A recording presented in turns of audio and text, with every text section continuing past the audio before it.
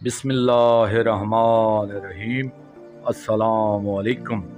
मैं हूं आपका भाई अब्बास हमदानी। आज का हमारा टॉपिक है हमज़ाद क्या है। दोस्तों, हमज़ाद जिसे इस्तिलाह तसूफ़ में लतीफ़ा नफ्स कहा जाता है, इंग्लिश में डुप्लीकेट और अरबी में करीन कहा जाता है। इसके बारे में अहादीस में आया है कि हर इंसान जिस वक्त पैदा होता है इस वक्त इसके साथ एक शैतान सफली वक्त भी पैदा होता है जो इंसान का हम शक्ल होता है, लेकिन जब इंसान मरता है तो ये दुनिया में रह जाता है। इसके बारे में आम ख्याल ये है कि हमज़ाद की उम्र सैकड़ों साल होती है और इंसान के बाद ये भटकता रहता है। तस्खीर हमज़ाद के जो अमाल आते हैं इनके दो इकसाम हैं। इंसान के अपने हमज़ाद की तस्खीर, किसी फौतशुदा आदमी के हमज़ाद की तस्खीर। जो किसी फौतशुदा शख्स की तस्खीर के अमाल हैं वो कशफ़े कबूर की तरह के होते हैं। कुरान मुकद्दस में इस करीम का जिक्र इस तरह है।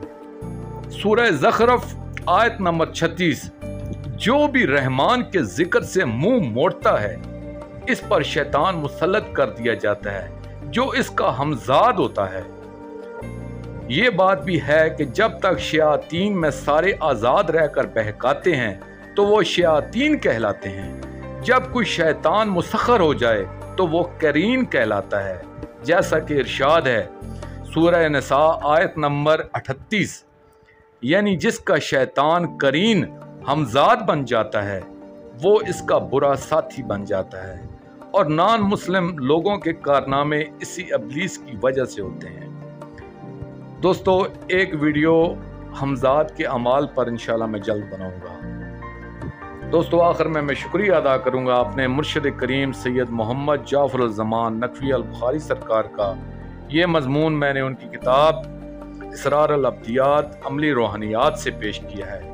आखिर में अपने पाक शहनशाह की बारगाह में हम दुआ करेंगे, अल्लाह जल या वली अल आलमीन, अल्लाह जल या बकियातुल्लाह, अल्लाह जल या मौला साहिबुज़्ज़मान, अजरल्लाहु फरजक, सलवातुल्लाह अलैका या रब्बा मुहम्मदिन व आले मुहम्मद, सल्ली अला मुहम्मदिन व आले मुहम्मद व अज्जल फरज आले मुहम्मद, सल्ली अला अलैहि व आलिहि वसल्लम।